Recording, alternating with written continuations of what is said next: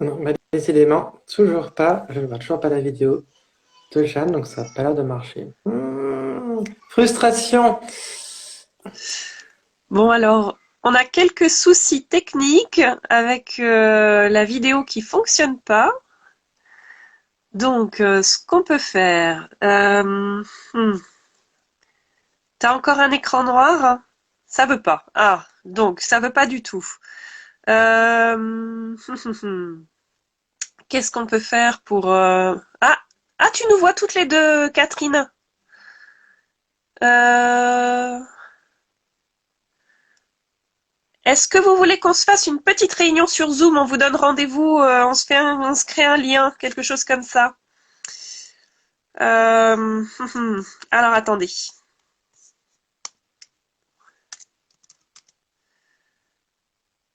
Tout à l'heure, oui, tu nous voyais toutes les deux quand c'était sur celui de Morgane, c'est ça?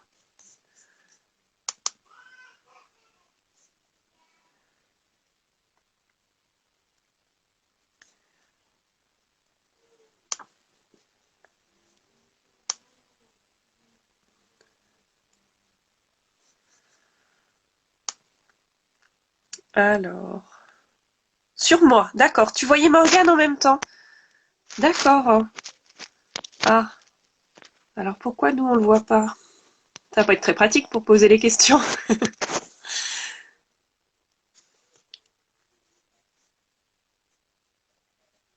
Euh, Ah, quelqu'un n'a pas le son.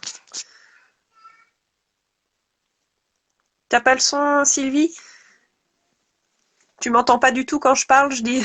Il y a des gens qui m'entendent quand je parle ou c'est c'est le bazar jusqu'au bout? Dès que tu as commencé il y a quelques secondes. D'accord. Alors.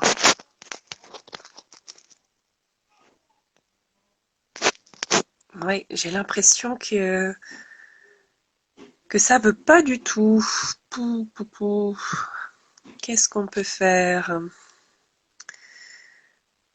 Tu entends toi, d'accord, ok. Bon, bah, c'est déjà une bonne chose. Alors, j'ai une idée de ce qu'on va faire. Je vais inviter Morgane. Ah, j'ai une idée, ça va être quelque chose d'absolument monstrueux, mais je vais inviter Morgane à me rejoindre sur un salon privé. Et puis, comme ça, je vous la filmerai en train de répondre. Hein, ça va être absolument magnifique. Voilà, hop. Voilà, je sais pas Morgane si tu m'entends. Du coup, je t'ai mis un lien dans notre discussion vers un salon privé. Euh, voilà. Et donc, normalement, tu devrais pouvoir te connecter ici, puis on va réussir à faire quelque chose, hein, ma foi. Hop,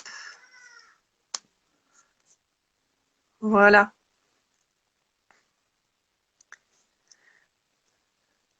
Je t'entends, ça fonctionne. Et puis, dès que tu m'invites, j'ai un écran noir. D'accord.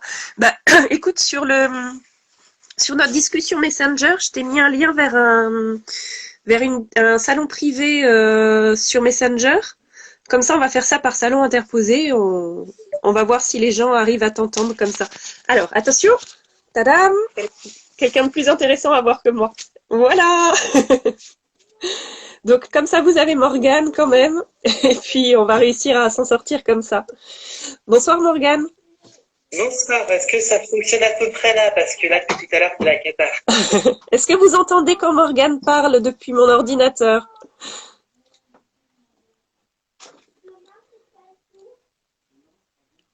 J'espère que oui. On va commencer, puis vous me direz au fur et à mesure du temps si le son est correct, s'il faut que j'augmente ou quoi que ce soit. Donc, merci d'être venue, Morgane, discuter, même si c'était pas facile à mettre en place. Non, je ne sais pas pourquoi, mais il y a des changements sur Insta depuis pas si longtemps, des nouvelles implémentations. Donc je me demande si c'est pas ça, parce qu'ils ont changé le mode pour faire les stories, pour faire tout ça. Donc je me dis que c'est peut-être ça, parce que les derniers lives que j'ai fait, ça fonctionne bien, les invites, et là c'est peut-être ça. Donc, ça doit être ça. Bon, alors apparemment, les gens ont l'air de bien t'entendre, Morgane, donc on va pouvoir fonctionner comme ça.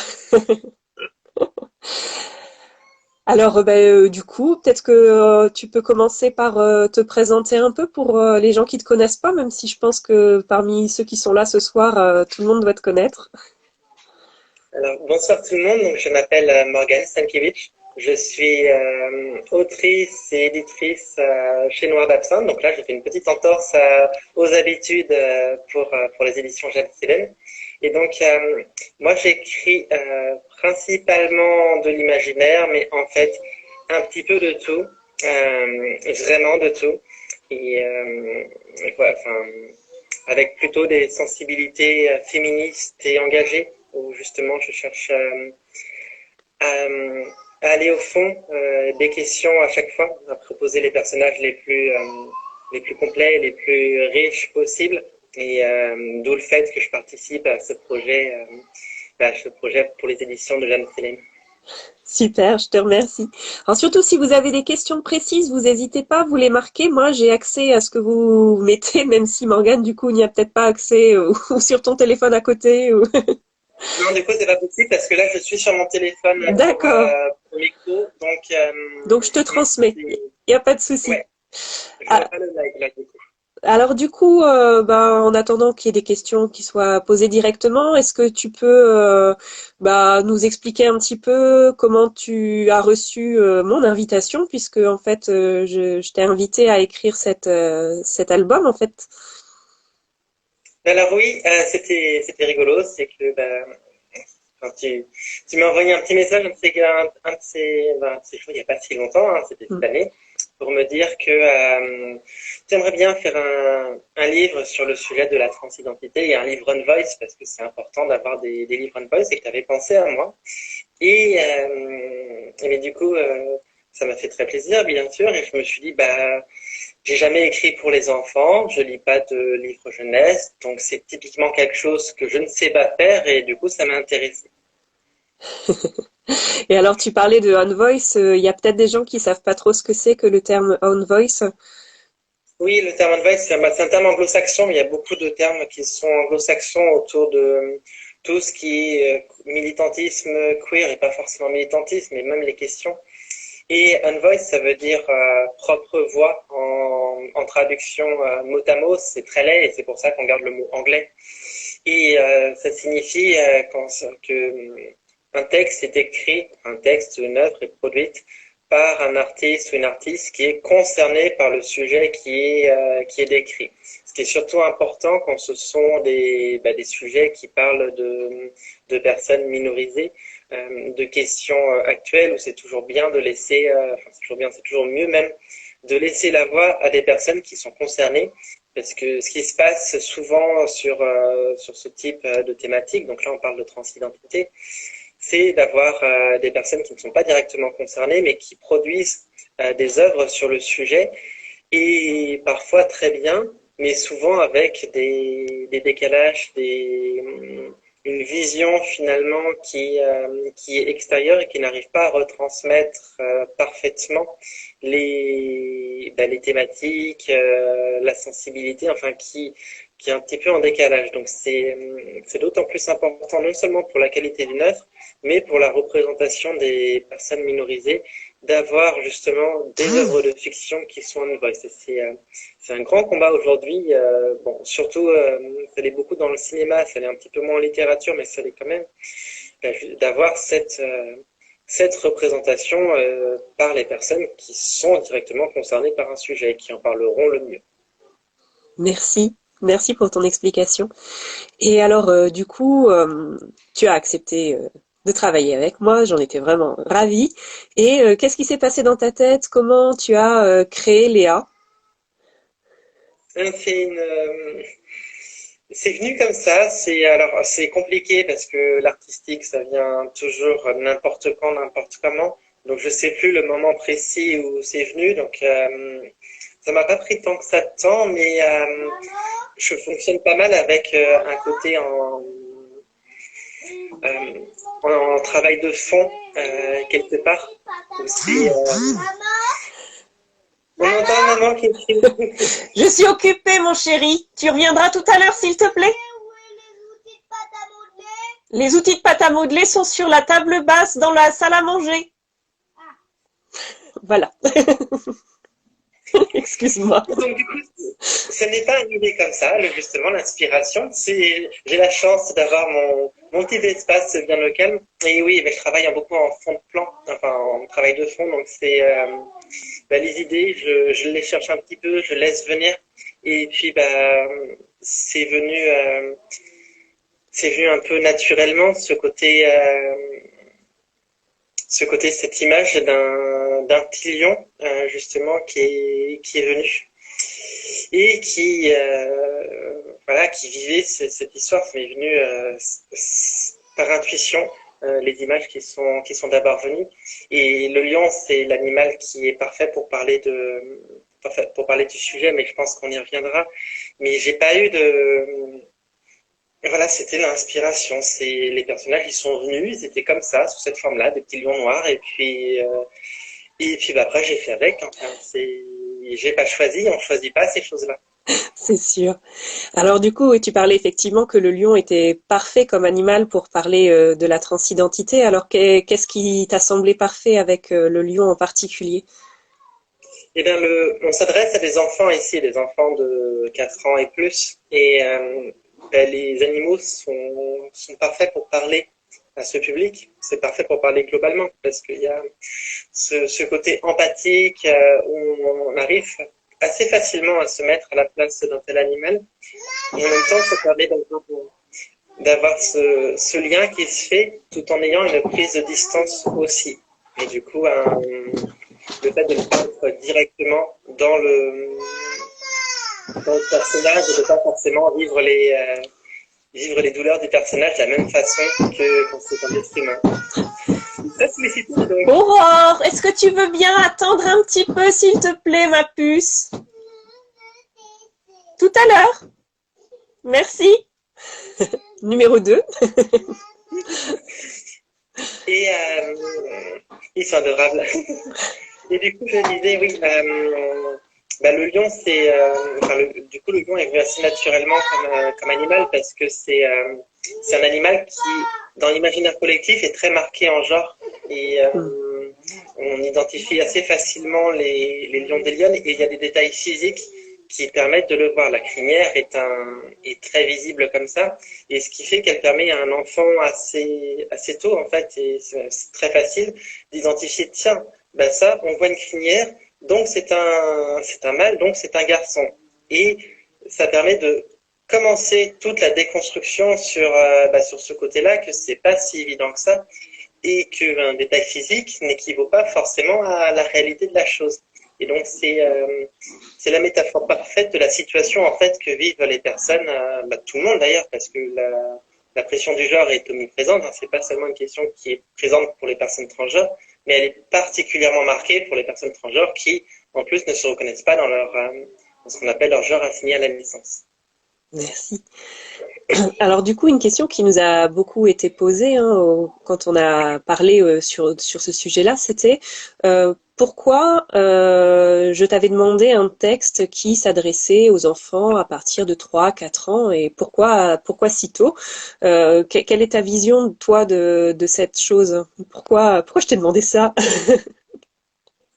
Mais ce sont des questions qui arrivent assez tôt parce que finalement la pression du genre, elle est là dès l'enfance, dès les jouets, dès les détails, dès les prénoms, dès la façon dont les adultes principalement, mais très vite les enfants, s'adressent aux enfants.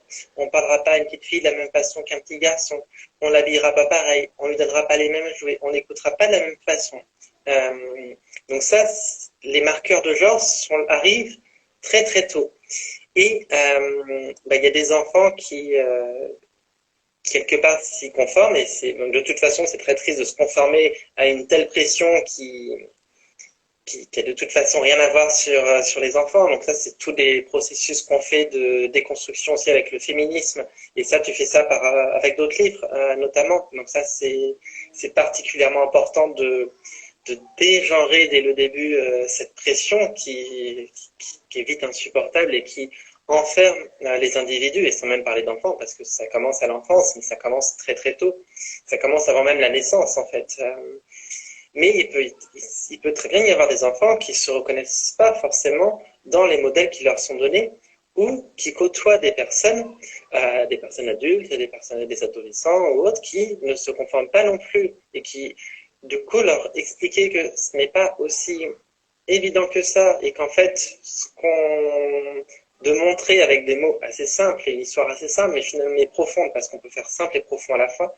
Les enfants sont des êtres humains, ce sont des êtres humains qui sont très intelligents, qui sont capables d'empathie, qui comprennent beaucoup de choses et qui n'ont pas forcément besoin qu'on leur mâche tout le travail non plus, qui peuvent sentir les choses. C'est très important dès lors de pouvoir leur parler, de pouvoir communiquer sur le monde en fait, et c'est ce qu'ils apprennent depuis tout petit, enfin depuis les débuts et toute l'enfance, c'est un long apprentissage. Et c'est bien d'apprendre que, oui, globalement, souvent on voit ça, mais c'est pas la seule chose et peut-être que ce sera différent pour toi, ou si c'est pas différent pour toi, ce sera peut-être différent pour un ou une camarade, ou ce sera peut-être différent pour un ou une parent, ou n'importe quoi. Donc c'est important de montrer le plus d'ouverture possible et le plus de réalité à un enfant, que l'ouverture c'est très important. Merci. Alors, du coup, j'avais aussi une autre question à te poser. Et puis, n'hésitez surtout pas, hein, je répète, mais à poser des questions directement sur le live. Quel avenir tu vois pour notre petite lionne? Qu'est-ce que tu lui souhaites pour après la parution? Alors tu parles du roman, enfin de l'album? Oui, de l'album. Mais pour moi, c'est un album qui est important ça a été important de l'écrire parce que c'est un sujet qui est vraiment, qui est qui est de plus en plus verbalisé aujourd'hui, pas forcément à destination des enfants et qui est encore souvent mal expliqué, mal démontré. Et en fait, cette ouverture d'esprit, c'est particulièrement important de la transmettre. Et ce livre est, à mon sens, il a vraiment une importance particulière pour moi, puisque c'est quelque part un outil de bienveillance, un outil d'acceptation pour soi et pour les autres. Il est important pour construire pour apporter à la fois aux personnes qui vont le lire, et encore une fois, ça vaudra pour les enfants, mais ça vaudra aussi pour les adultes, ça vaudra aussi pour les personnes plus jeunes, parce que tout ce qui est transmis là, ça permet de l'expliquer par ailleurs et de l'expliquer simplement avec de l'empathie, parce que c'est le mot qu'on oublie souvent. Et quand on parle de ces sujets qui sont pas toujours évidents, on utilise souvent des mots qui ont lien à la sociologie, des mots qui sont parce qu'il y a plein de choses à expliquer. C'est quelque chose de social, c'est une grande importance. Et en fait, on oublie souvent que les mots simples et que tout le monde est capable de comprendre cela. Et je pense que c'est ce que je souhaite vraiment à cet album, c'est de trouver le plus de public possible et de toucher le plus de personnes possible. Alors effectivement, parce que voilà, il y a ce côté où il ne peut que ouvrir, et c'est pas une question d'âge cette fois-ci. Merci. Alors, il y a effectivement, tu le disais, tu abordes vraiment énormément de thèmes dans cet album. Avec une histoire de quelques mots, tu as réussi à mettre en scène tout un panel de sujets qui sont importants et qui gravitent autour du thème central. Est-ce que tu accepterais de nous en parler un peu plus de chacun de ces sujets que tu as pu aborder à travers le texte de ce livre? C'est compliqué comme question parce qu'en fait c'est un texte qui est sorti comme ça. Il y a les personnages, mais c'est pas un texte que j'ai écrit par militantisme. C'est un texte que j'ai écrit par vision artistique et par empathie. Donc j'ai simplement repris dans cette histoire un peu le propre vécu que j'ai eu, les propres rencontres que j'ai eues moi. Donc ces questions qui sont abordées, c'est pas quelque chose que j'ai fait consciemment ou de cette façon. Tu l'as pas fait pour cocher des cases. Mais complètement, bien sûr, c'est un texte à message. Quelque part, tous les textes sont à message. mais c'est avant tout une histoire, c'est avant tout des personnages, c'est avant tout ce qu'ils traversent. Donc, on parle effectivement je pense, de plein de petites choses, mais c'est pas des choses que j'ai tant que ça conscientisées. J'ai pas poussé l'analyse de mon texte là-dessus parce que, en fait, c'est, bah, c'est cette vision de proposer juste des personnages humains. Oui, certes, ils ont des apparences d'animaux, mais qui sont juste humains et du coup avec toute leur sensibilité, avec des détails. Effectivement, on parle aussi de harcèlement quelque part dedans, mais c'est très secondaire. C'est aussi un texte qui est féministe où on voit les différences entre les tâches qui viennent aux hommes et aux femmes. On voit toutes ces questions-là, mais c'est implicite et c'est même pas forcément volontaire de ma part, c'est juste ma vision du monde en fait. Et ce texte est un côté aussi assez autobiographique parce que finalement le parcours de Léo qui devient Léa, c'est un parcours que j'ai vécu moi et un peu de cette façon-là. C'était en ça que c'était important d'être concerné, c'est de transmettre quelque chose qui résonne. Et le seul moyen de faire résonner quand on est artiste, c'est d'aller piocher dans sa sensibilité. Et la sensibilité, elle naît de l'expérience, elle naît de ce qu'on a vécu, elle naît de ses propres émotions, même si l'histoire, elle peut changer. Mais c'est plus la démarche que j'avais. Merci beaucoup. Alors, il y a une personne, donc c'est Maob, qui te demande si tu songes écrire d'autres livres pour enfants. Et bien en fait, l'expérience m'a beaucoup plu parce que c'est génial d'écrire pour les enfants.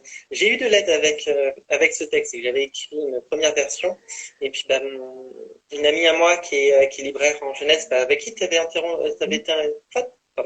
avec qui tu étais intervenu sur un live qu'on avait fait, Anaïs, qui m'a réorienté sur le fait de sur le travail des phrases. Et en fait, c'est très proche de la poésie, je trouve, l'écriture de livres jeunesse. On joue beaucoup sur la rythmique des mots, sur la mélodie, sur ce côté-là qu'on fait déjà en prose, mais qui ici est particulièrement important à la fois donner le sens, l'image, la beauté du mot et en même temps la sonorité, le rythme pour que ça garde attentif. Et c'est un exercice que j'ai beaucoup apprécié. Et effectivement, qui se rapporte d'autres exercices que j'aime bien. Donc, c'est pas impossible que je replonge pour du jeunesse. Je sais pas quand, je sais pas sur quel sujet, mais ça pourrait venir. Ah, voilà une bonne nouvelle. Alors, une autre question posée par Catherine. Est-ce que ce texte peut correspondre à des préados ou est-ce très jeunesse? Le texte, c'est un album jeunesse, mais il peut parler à tout le monde. Et je pense il sera important là-dedans. Alors après, ça dépendra des préados. C'est que si on offre ça à un préado en lui disant c'est de ton âge, ça va pas forcément lui plaire. Par contre, si on lui explique que effectivement ce livre il parle de ça dans des mots simples, et ça permet d'expliquer peut-être à un petit frère, une petite sœur ou autre comment ça fonctionne, de partager ce lien-là. Oui, ça fonctionnera parce que pour moi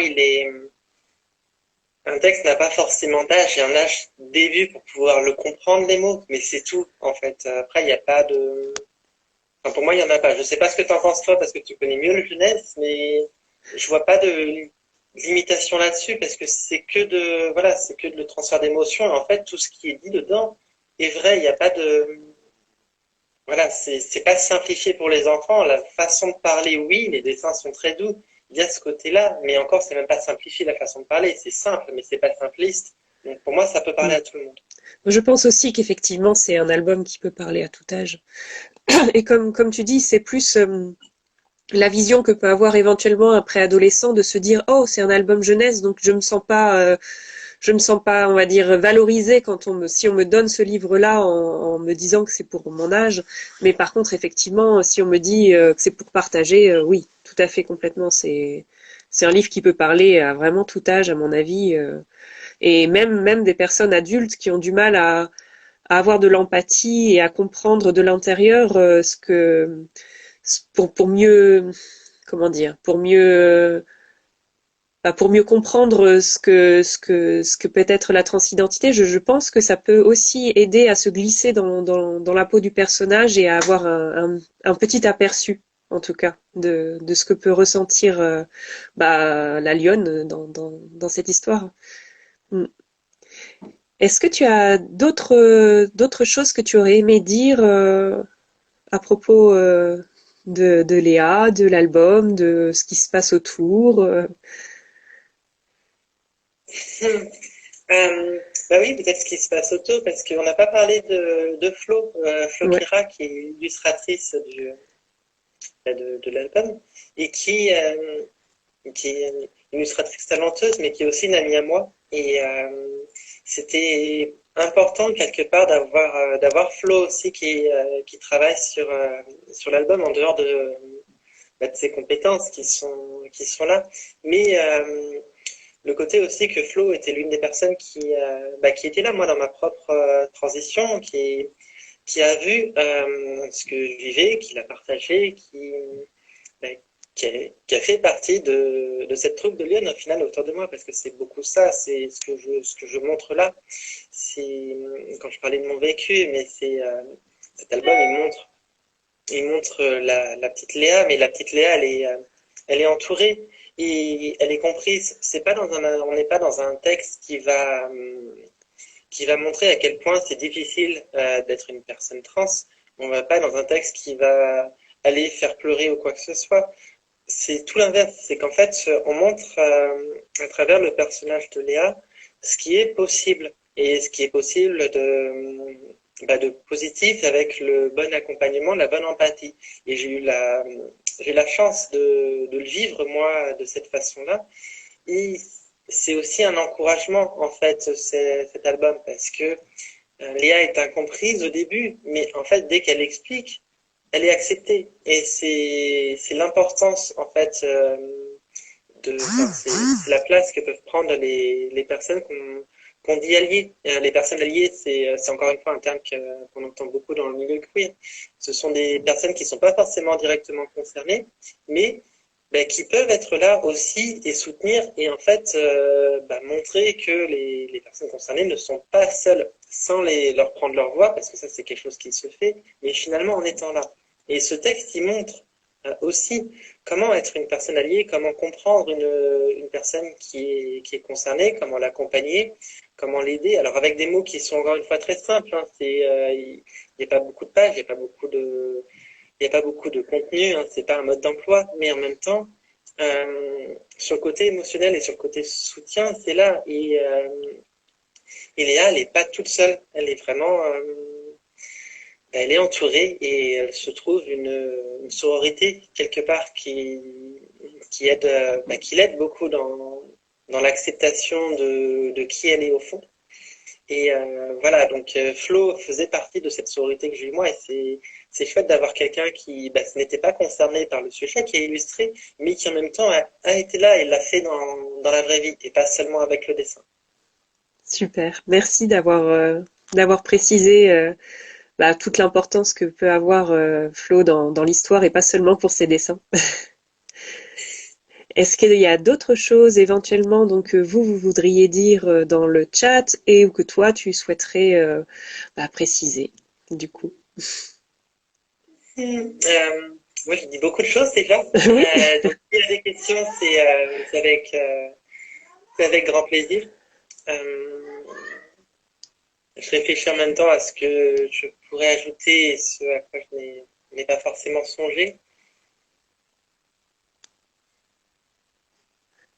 Je pense avoir été assez exhaustif quand même. je trouve aussi, hein, je trouve que t'as dit vraiment le principal et c'est super de t'entendre expliquer tout le processus, tout ce que ça a d'important pour toi et franchement c'est super. Merci d'avoir accepté de faire ce live avec moi, même si on a un peu galéré sur le plan technique. Au moins, Quand il y a une volonté, on peut. c'est ça. On arrive à trouver des solutions. Eh ben, du coup, est-ce que tu veux nous faire un petit mot de la fin avant de raccrocher le direct? Du coup, c'est un grand merci à toi et puis parce que c'est chouette d'avoir cette démarche, je trouve d'avoir justement poussé ça parce que toi tu es aussi autrice et tu aurais pu écrire sans doute quelque chose de très chouette sur le sujet, mais c'est chouette de ne pas l'avoir fait parce que effectivement c'est ce qu'on disait, mais laisser une place aussi laisser une place pour pouvoir l'exprimer et exprimer un vécu qui finalement est le mien. On pourrait bien le faire sans avoir ce vécu. On peut se projeter on peut parler de n'importe quoi en fiction. Et ça, c'est quelque chose, là, c'est peut-être plus généraliste, mais non, en fait, ça vaut pour l'art, mais pas seulement. Oui, être une voice, c'est important, et laisser de la place sur une voice, mais tout le monde peut parler du sujet. Il n'y a pas de légitimité à parler d'un sujet, enfin, en tout cas à mon sens, même on n'est pas forcément directement lié.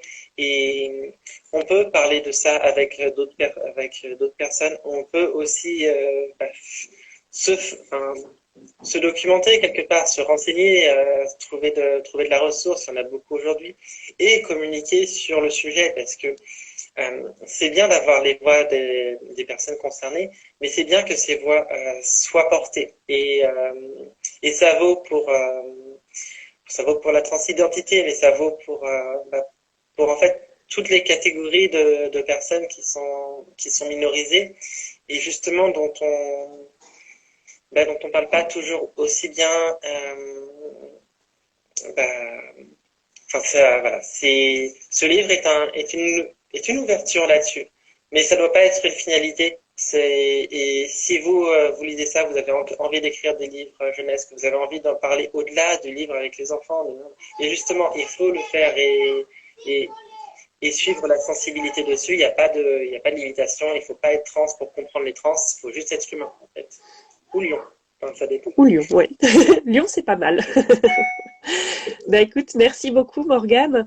On va pouvoir clore la vidéo là. Donc, si vous voulez en savoir plus sur Léa, faut pas hésiter à aller sur le Ulule qui s'appelle donc Le lion qui était une lionne. Et puis aller voir notamment ton témoignage qui est vraiment super chouette et qui permet de bien comprendre aussi toute l'importance que peuvent revêtir ce type d'ouvrage. Et puis on se dit à bientôt sur les réseaux sociaux. Je te dis une bonne soirée. Salut Morgane. Merci beaucoup. Bonne soirée. Au revoir tout le monde.